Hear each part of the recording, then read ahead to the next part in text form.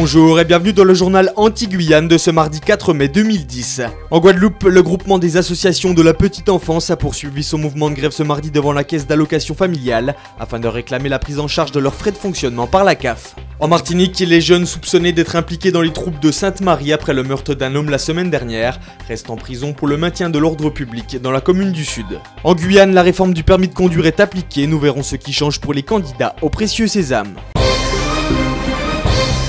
Face aux difficultés financières rencontrées par ces structures adhérentes, le groupement des associations de la petite enfance de Guadeloupe a fait le siège de la caisse d'allocation familiale ce mardi. Les 44 gestionnaires de crèches de la GAPEG ont voté hier la poursuite de leur mouvement de grève afin d'obtenir la prise en charge de leurs frais de fonctionnement par la CAF. Le conseil général a annoncé lundi un premier versement de 800 000 €, mais la somme ne devrait pas être répartie aux professionnels avant le 17 mai. 15 jours d'attente supplémentaires pour des parents qui s'organisent tant bien que mal pour faire garder leur progéniture. On n'a pas vraiment de moyens de garde, donc on est obligé de se débrouiller, donc on se retrouve dans une galère pas possible.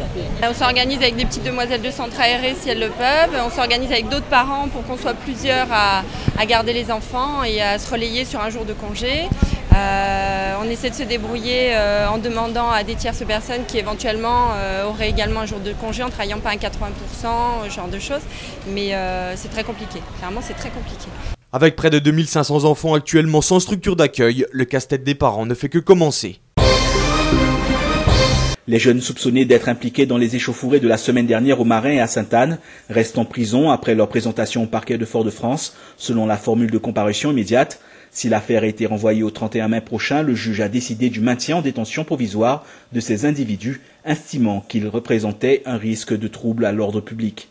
La semaine dernière, après le meurtre du grand-père de l'un d'entre eux, de violentes bagarres entre bonnes rivales avaient éclaté entre Sainte-Anne et le Marin. Des groupes de jeunes s'étaient affrontés alors que le grand homme succombait à plusieurs coups de couteau assénés, tandis qu'il tentait de s'interposer dans un règlement de compte entre son petit-fils et d'autres individus. Près d'une semaine après les faits, la tension est pourtant assez vive dans les quartiers concernés où certains n'hésitent pas à évoquer de possibles représailles dans les prochains jours.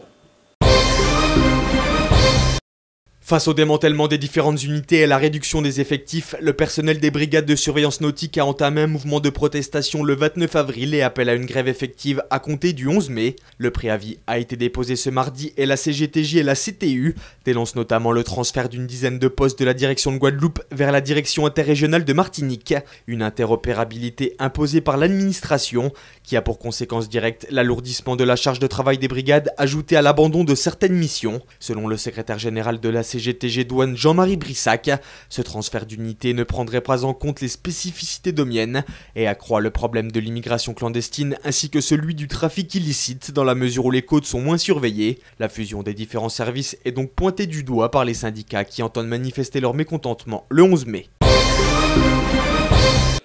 Qui a la solution dans la grève des agents du centre hospitalier universitaire de Fort-de-France? Difficile de répondre à cette question, tant les points de vue divergent entre direction et intersyndicale. Si le paiement de la prime annuelle est prévu en juin prochain selon la direction, alors qu'elle est versée plus tôt habituellement, les grévistes attendent maintenant des réponses concrètes à propos de la titularisation des contractuels. Ils représentent 27% du personnel de la MENAR. L'exemple de leur importance au sein de l'établissement est criant, selon les délégués syndicaux qui estiment que si des économies sont à faire, ce ne doit certainement pas être au niveau des contrats précaires. Et les membres des syndicats CGTM, CDMT et FO réunis de déplorer certaines dépenses inutiles au plus haut niveau. La situation de précarité des agents serait la même aussi bien à l'hôpital Pierre-Zobda d'Akitman qu'à Clarac, qu'à la maison de la femme, de la mère et de l'enfant, ainsi qu'à l'hospice Emma Ventura. En attendant, la mobilisation continue au CHU, avec de l'autre côté des patients soumis au service minimum. Depuis hier en Guyane, le permis de conduire évolue avec la mise en place d'une nouvelle réforme qui permet d'améliorer les délais et les conditions d'obtention du permis de conduire. Une réforme sur 3 volets, un permis moins long, plus sûr et plus accessible. Le taux de réussite en Guyane au permis de conduire n'est que de 40%. Cela s'expliquerait notamment par l'accueil de nombreux candidats non francophones. Stéphane Olicher nous livre quelques explications. Donc la nouvelle épreuve pratique, donc la nouvelle épreuve de conduite, l'examen de conduite, qui est maintenant un bilan de compétences. Donc c'est plus une addition d'erreurs, c'est sur l'aspect général de la conduite du candidat. Et dans cet aspect général, on a pris en compte 2 nouvelles données, qui est la courtoisie au volant et la conduite économique, l'éco-conduite. Aujourd'hui, un jeune en situation difficile pourrait trouver un financement pour son permis de conduire. Dans un souci de maîtriser au mieux l'énergie, il est demandé aux constructeurs et aux architectes de respecter de nouvelles réglementations. Les nouvelles maisons dites bioclimatiques prennent en compte plusieurs aspects, thermique, acoustique et d'aération. Bien que plus coûteuse qu'une construction traditionnelle, la maison bioclimatique est mieux protégée du soleil. Elle utilise des matériaux locaux tels que le bois.